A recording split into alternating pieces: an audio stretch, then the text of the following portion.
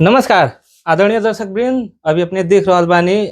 आज हमनी के गेस्ट बोले बानी सन हमनी के अपन स्टूडियो में, और अपने लिए इनके जानकारी ही बाटे। फागुन के 21 गते जौन प्रतिनिधि सभा के चुनाव होके जा रहल बा, यानी सांसद के चुनाव होके जा रहल बा, बहुत सारा उम्मीदवारी भी पड़ल बाटे।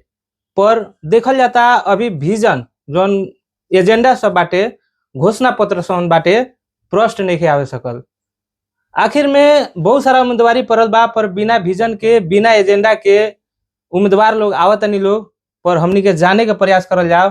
अभी हमनी के साथ परसा क्षेत्र नंबर 3 के प्रतिनिधि सभा के उम्मीदवार बानी, वहां से बातचीत करे जाइए। सर स्वागत अपने। नमस्कार, धन्यवाद। सबसे पहले अपन एगो परिचय बताई, और अपने कौन पार्टी से उठल बानी, और अपने के चुनाव चिन्ह का आवाज जनता जाने के चाहता है, एकरा बारे में तंग प्रश्न कर दी। हमार नाम रूपेश कुमार पांडे है। हम परसा जिला निर्वाचन क्षेत्र नंबर 3 से नेकपा एमाले सूर्य छाप से उम्मीदवार बानी। हम परसा जिला पका मैनपुर गाँव पालिका वार्ड नंबर 2 मानिकपुर के स्थायी बासिंदा है। सर देखल जाता अपने एगो बहुत बड़ बिजनेसमैन बानी। अपने एगो कहीं ना कहीं बिजनेस में भी अपने के बहुत बड़का अपने के अनुभव भी बाटे, और अचानक अपने राजनीतिक में अपने उछल गए नहीं, अपने राजनीतिक में आ गए नहीं। आखिर में प्रेरणा कहाँ से आई सर? देखिए, पहिलका चीज का बा कि हम अचानक आके राजनीति में नहीं आई। हम कैंपस लाइफ 2048 साल से राजनीतिक विद्यार्थी लाइफ में विद्यार्थी स्टूडेंट पॉलिटिक्स कैनी।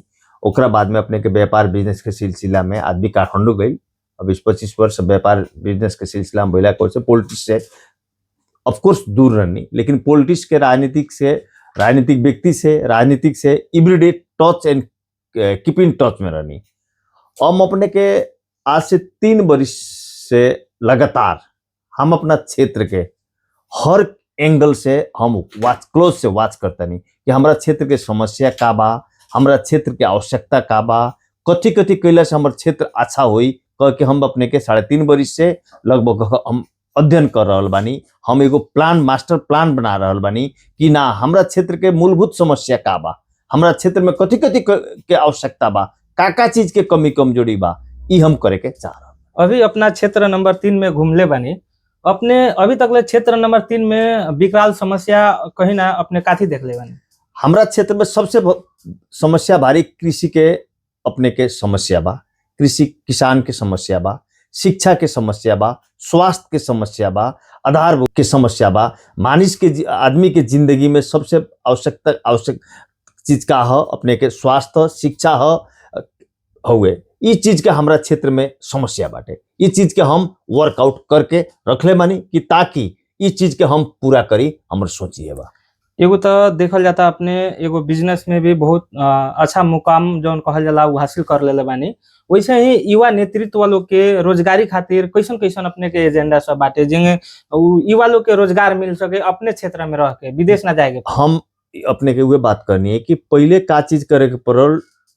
डॉक्टर खनिया खाली जाके रोड छाप झोला डॉक्टर जो ना होला, गांव घर में घूमेला झोला में अपन एथी लेके उंगली कैला से राजनीतिक ना होई। पहले इन्वेस्टिगेशन करे के पड़ल, पहले सोच बनावे के पड़ल कि मूलभूत हमर समस्या का बा, केतरे कैला से हम अपना क्षेत्र में अच्छा कर सकतानी, केतरे का चीज बा एकर चीर फाड़ करे के पड़ल। तो ये हम एकर अपने के हमरा क्षेत्र में आज शिक्षा, स्वास्थ्य, कृषि मूलभूत समस्या बा, बाटो घाटो के अपने के समस्या बा, कहीं अपने के नहर सब भर गई बा, कहीं नाली नहीं के गांव में, कोई लोग के एगो कृषि के जो अपने सेक्टर में जाई ना, एगो कोल्ड स्टोर बा हमारा क्षेत्र में ना, हमारा क्षेत्र में अपने के कृषि के काका पहले से किसान के एगो शैक्षिक मूलक कार्यक्रम चलाओ के, स्कूल के जो शिक्षा के बाटे शिक्षाविद के लिया के केतरे कैला से हमर शिक्षा के गुणस्तर अच्छा हुई, ये एगो कार्यक्रम चलाओ के। एक विजन जौन बानो, जनता के सबसे भारी बात का बा कि जनता काम चाहता, अब अपने के भाषण गप नहीं के चाहत। कोई बात 2048 साल से लड़ता एगो में लड़ते रहे, 8 बार चुनाव लड़ता नहीं, 34 वर्ष हो गए चुनाव लड़ता नहीं। हमार नामे बा चुनाव लड़े के, कामे बा हमार चुनाव लड़े के, जीते हार तो अपना जगह के चीज बा। एगो का बा कि दूसर का चीज का बा कि राजनीतिक में हम अपना क्षेत्र के संपूर्ण मतदाता से या जे उम्मीदवार बा कहें कि कोई के असभ्य रूप से प्रस्तुत ना होगे पड़ल। मतदान है रउआ अपन ट्रस्ट, अपन विजन पब्लिक के दी। अगर रउआ विजन, राउर सोच, सोच, राउर पार्टी, राउर अपन व्यक्तित्व, राउर अपन एगो जौन रिलेशन बा जनता प्रत्याशी रुआ के वोट दी रुआ जीते, लेकिन कोई के गाड़ी दी, कोई के हई करी हऊ करी, ये राजनीतिक ना हो। ई हमनी के उम्मीदवार बानी सन, अगर हमनी के करम सन तो हमनी के जौन ई आजकल तो मीडिया बा बाटे, अपने के फेसबुक डिजिटल दुनिया बा संसार, तो ई हमनी के आवे वाला जन संतति बा उस संतति उस चीज के देखी। और असभ्यता, हमने क्षेत्र के सांसद बानी, 2 बेर जीत गए बानी, सांसद मंत्री हो गए बानी, और रउआ असभ्य बोले तो रउआ पछाड़ी आवे वाला आदमी भी उ चीज सीखी। तो हम पहले चीज का कहें कि हमनी के एगो सभ्यता में रहल जाओ, हमनी के सभ्यता में रहल लाई तो हमनी के आवे वाला संतति भी पछाड़ी बैक में रहे वाला भी सभ्यता सीखी। हम अपना क्षेत्र में मूल का बाटे, काहे हम राजनीति करेनी, हम कोनो पैसा कमाएम आ चाहे हमर एथी करके राजनीति करे के। कोई बा कि पॉलिटिक्स के कॉर्पोरेट बिजनेस बनैले बा ना, पॉलिटिक्स का ह समाज सेवा ह। अपना निर्वाचन क्षेत्र में कौगो बा, हमरा निर्वाचन क्षेत्र में कौगो वार्ड बा, कौगो प्राइमरी स्कूल बा, कौगो हॉस्पिटल बा, जाके रुआ पूछी ए बरा लड़ल वाले सांसद लोग, वो लोग खोजी लोग याद नहीं खे, वो लोग के मतलब नहीं खे, वो लोग का बात चुनाव जीत जाए के तरह तो 5 गो आदमी के जमा करें, आ ई लोग के हम मुखिया बात 5 गो जमा करें, हिंकरा के हऊ करें, हई करें, तारा बेटा के नौकरी लगा देम, हई करें, लबरई के दुकान खोली लोग, चुनाव जी उन्ना। और पब्लिक देखी का भइल बा, ई आज एबरा वर्ल्ड नेपाल में कोई सोचले ना हुई कि आंदोलन हुई, ऐसा आंदोलन भइल जौन देश के सिस्टम में एबरा लिया के परिवर्तन भइल। काहे भइल ई चीज के सोचे के पड़ल। अब में बहुत फैक्टर बा, बहुत चीज बा, गलत सही बहुत चीज बा, ओकरा के एबरा रुआ चैनल से डिस्क्राइब करे के ना कहें। हम इतना कहें कि हम अपना क्षेत्र के समस्या के एगो बात समस्या जौन बा, इस समस्या के हम समाधान करे खातिर हम अपना क्षेत्र के एगो नेपाल के रोल मॉडल के रूप में पर्सा जिला क्षेत्र नंबर 3 के नेपाल के रोल मॉडल के रूप में स्थापित करे के हमर सोच से हम चुनाव लड़ल। अपने के बहुत बड़का बिजनेस बा नेपाल में, कहीं ना अपने काठमांडू में नहीं तो 8-9 गो अपने कंपनी सब बा, अपने उ सब कंपनी छोड़ के अभी चुनाव लड़े आइल बानी। जनता कह रहल बा कि जे यहाँ रुपेश जी अगर जी जाता नहीं तो यहाँ के अगर हमनी के छोड़ के काठमांडू चल जाम, ई सब अपने के प्रति आरोप बा, एकरा बारे में तंगा जनता के प्रश्न बताई। स्वास्थ्य चौकी देखेनी, रास्ता देखेनी, किसान काका करता उ काम देखेनी, आ देख के हम एगो अपना के डायरी में नोट करेनी, हे गांव पालिका में हई स्कूल के हई हालत बा, हे गांव पालिका के हे वार्ड के हे स्कूल में ही स्वास्थ्य चौकी में हई बा, हे गांव के हे जगह पर रास्ता की स्थिति हेतरे बा,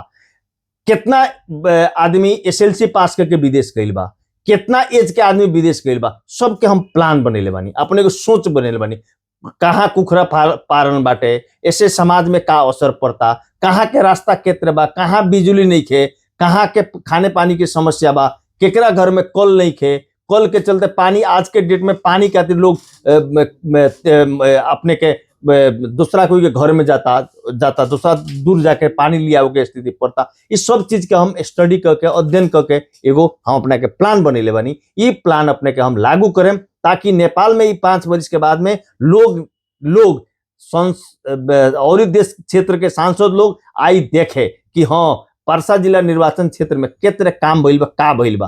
काम करे के बजट के जरूरी ना हो, पैसा के जरूरी से बेसी चीज का व्यवस्थापन करे के पड़ल, कोऑर्डिनेट करके मैनेज करे के पड़ल। वो मैनेज के सबसे भारी चीज है, कहाँ से स्रोत जुटाएं वो चीज करे के पड़ल। स्रोत नेपाल सरकार तो स्रोत देवे करी, लेकिन उस स्रोत के जुटावे के पड़ल के बनावे के पड़ल। सिर्फ घर में दाल भात तरकारी बाटे, लेकिन ओकरा के निमन से ना बनाएम, ओकरा के मैनेज निमन से ना करें तो टेस्ट अच्छा ना हुई, अच्छा ना चली। तो हमने के क्षेत्र के सांसद विधायक के काम कहा कि कोऑर्डिनेट करके मैनेज करके वो व्यवस्थित करके लिया के समाज के आगाड़ी बढ़ाओ के।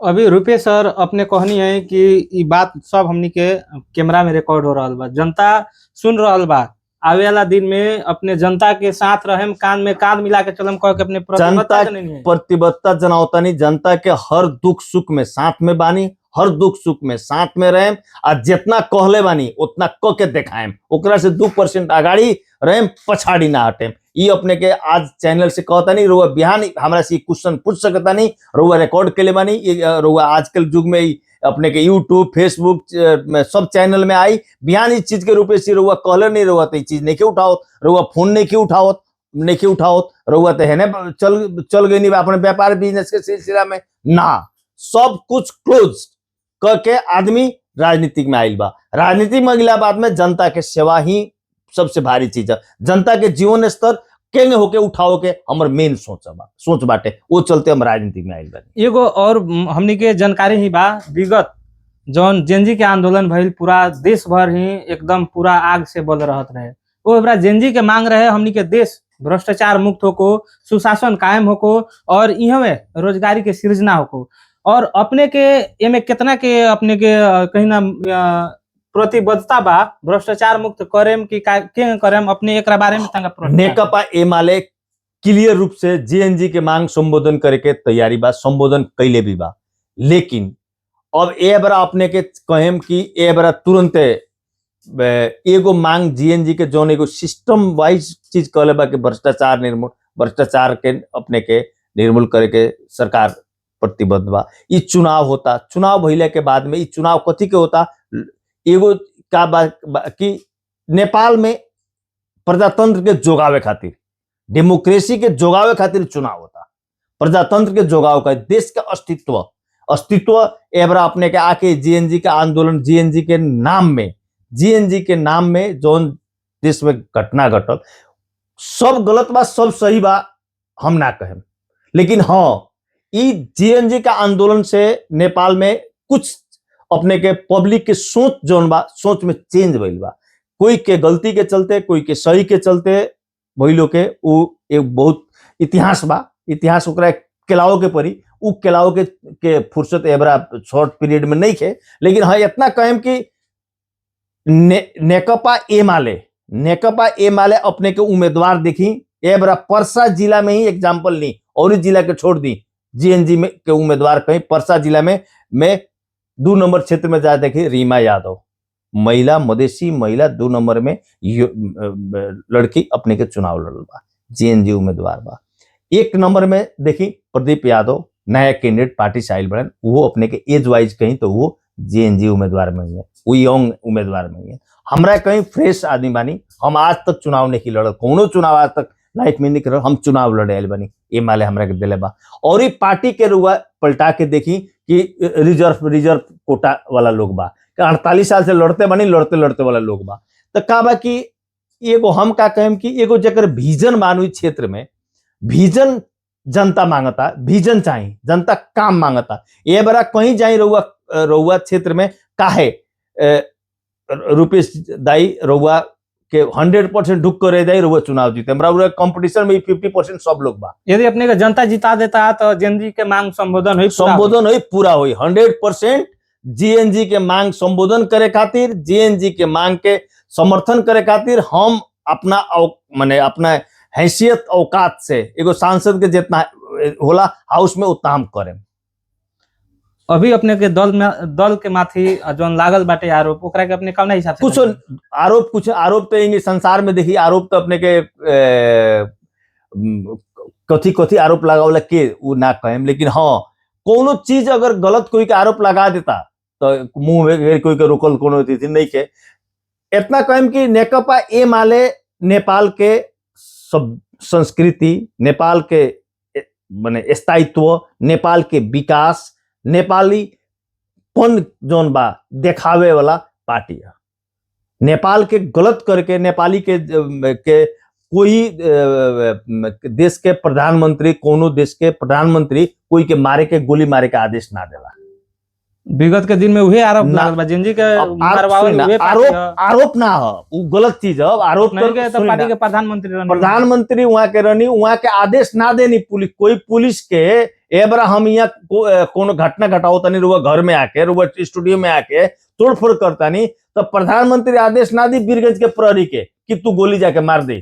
तो मतलब काठमांडू में नु रहनी अपने के, काठमांडू में बात हम अपने रहनी वो दिन घटना में, हम देखा तनी अपने के घटना में का बा कि जब उच्छृंखल समूह उ घटना में घटल बा, समावेश भइल बा, जेएनजी का आंदोलन के नाम में उच्छृंखल समूह गइल बा। उच्छृंखल समूह जाके अपने के बिंदोष बदल सर्वोच्च अदालत, ई कोनो सर्वोच्च अदालत जौन बार जरल बा, सर्वोच्च अदालत कोई व्यक्ति के ना हो। सर्वोच्च अदालत कांग्रेस एमाले या अपने के कोई पार्टी के ना हो। सर्वोच्च अदालत जरावल जरूरी ना रहे। जौन अपने के बानेश्वर अंतर्राष्ट्रीय सम्मेलन केंद्र बा संसद भवनों में चलत रहे, ओकरा के जरावल जरूरी ना रहे।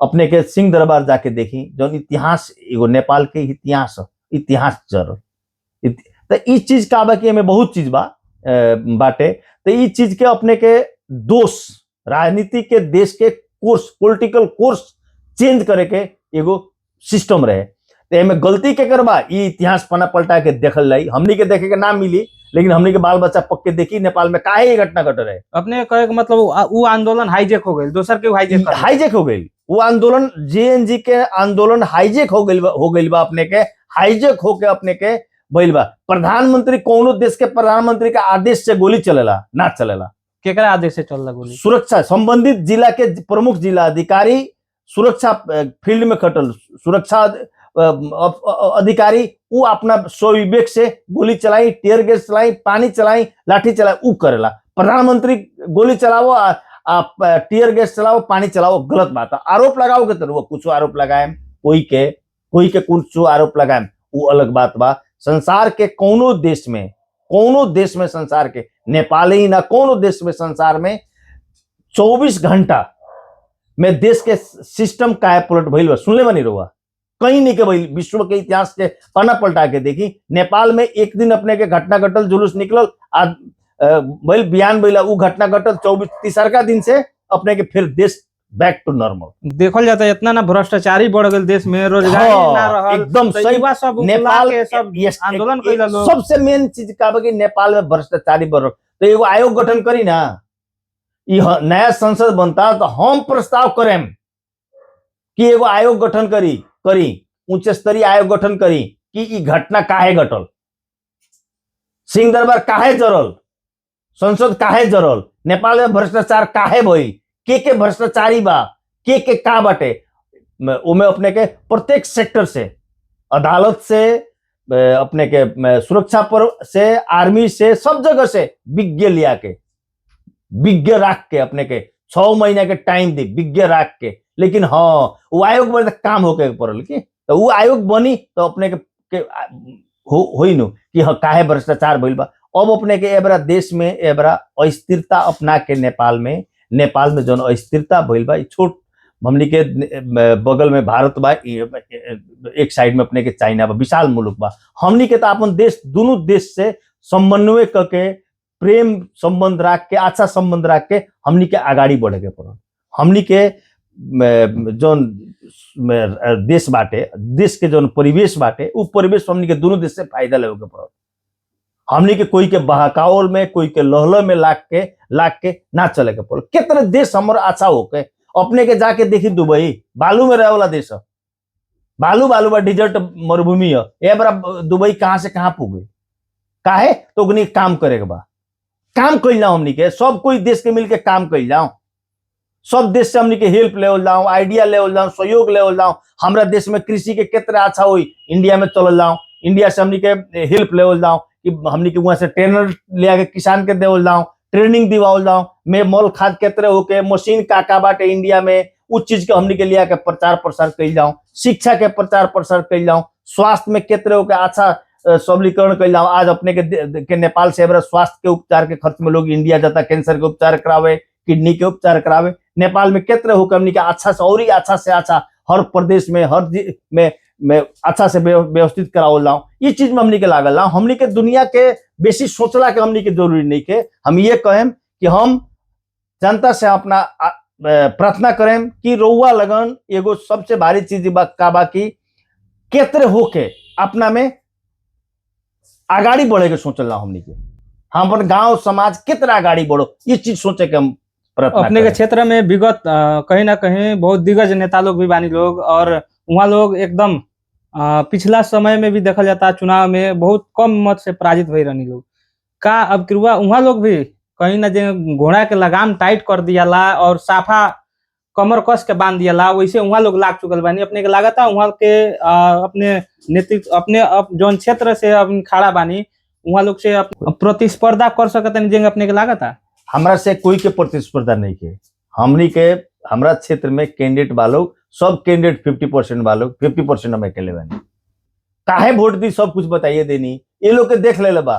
लोग ये लोग के देख रहे 48 साल से लड़ता रहे और लड़ता रहे आज अपने के 2082 साल भाई को वर्ष हो गई जोड़ ली 34 वर्ष हो गई 34 वर्ष एक आदमी लड़ता हमारे बाबूजी वोट दिलेन हैं हमो वोट देनी हमारे बेटो बेटी वोट देता तो ये लोग अब के पब्लिक का हो गई ना नो मोर एगेन के एगो अपने चलो रखा मालूम बानो सुन ले कैमरा हुआ कितना बेर लड़बो 1 बेर 2 बेर 3 बेर लड़ला के बाद में दुकान खत्म हो जाएगी चाहिए छोड़ देगी चाहिए भाई अपना घरे जाए हम बुद्धिजीवी बानी हम अपना घरे जाए अब कितना बेर हारे 4 बेर हार गई नहीं चुनाव के अपने के मान ली 100 गो वोट बानो 100 गो में 50 गो रुपेश पांडे के बा बुझ नहीं अब 50 गो बाकी बा वो 50 गो में 5 गो बोकस हुई बोकस वोट समझ ली 45 में 5 आदमी रही 45 को वोट में 5 आदमी रही तो अब किरुआ पर्सा क्षेत्र नंबर 3 में रुपेश पांडे जी के ही नेतृत्व रही 100%।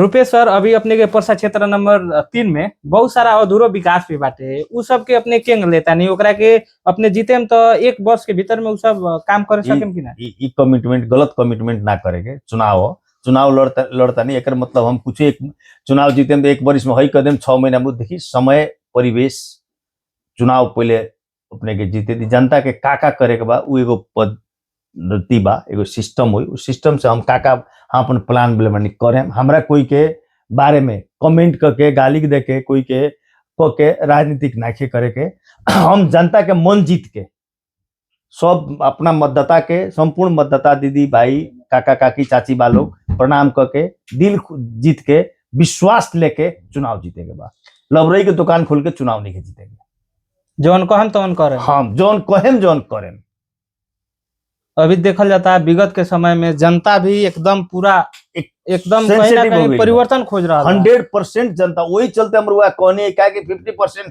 हम अकेले बानी काय कहनी रुआ के जनता परिवर्तन चाहता जनता न्यू फेस चाहता जनता काम चाहता जनता भाषण लेके चाहता जनता सभ्यता खोजता डिसिप्लिन खोजता अनुशासन खोजता ताकि अपना समाज के कहाँ लेके जाता नहीं वो चीज जनता खोजता अब अपने के आजकल प्रत्येक घर में फेसबुक यूट्यूब अपने के टिकटॉक इंस्टाग्राम ऑनलाइन न्यूज सब लोग जनता पढ़ता आज से 10 वर्ष 15 वर्ष पहले ना रहे लोग देखा था कि 48 साल से भाई लड़ता रहे अभी 78 वर्ष के हो गए 80 वर्ष पुगे जा रहा बा अब 80 वर्ष के आदमी के वोट देवल लाओ कि नया फ्रेश आदमी आइल बा जाने के विजन बा दुख सुख में साथ देता काका चाची बा कोई का बात हमारा क्षेत्र में उम्मीदवार हुआ कहता नहीं जे जीते वाला उम्मीदवार दिन भर एगो मास्टर साहब बना हुआ कहानी सुनाई तनी अपना एक न्यूज में बता देम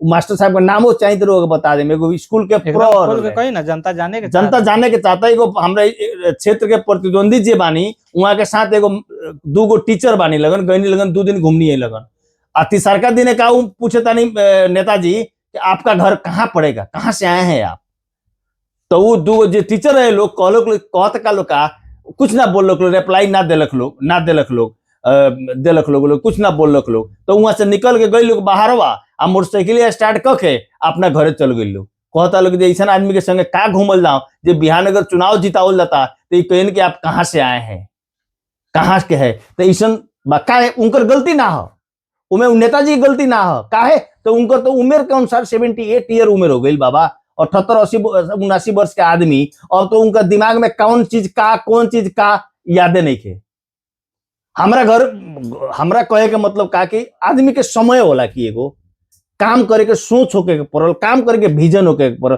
दिन भर रुआ संगे वोट मांगता नहीं आप बयान बेले रुआ पूछी हमरा के जो आपको कहाँ देखे हैं तो चित्त दुखी तो कहे के मतलब का बा कि देखिए क्षेत्र के जनता अंतिम भगवान क्षेत्र के जनता है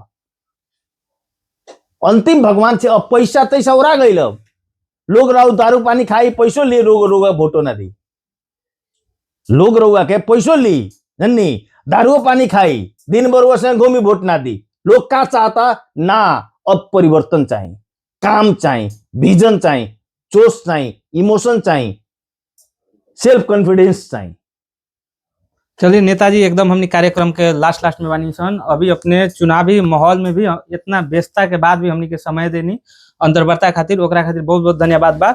और हमनी के ई वीडियो कहीं ना पर्सा क्षेत्र नंबर 3 के संपूर्ण मतदाता लोग, वहाँ के जनता लोग, जेनजी युवा लोग सब के देख रहा बा। अपने वहाँ लोग के का संदेश देवे के चाहते? हम ये कहें कि अपने लगन मूल्यांकन करी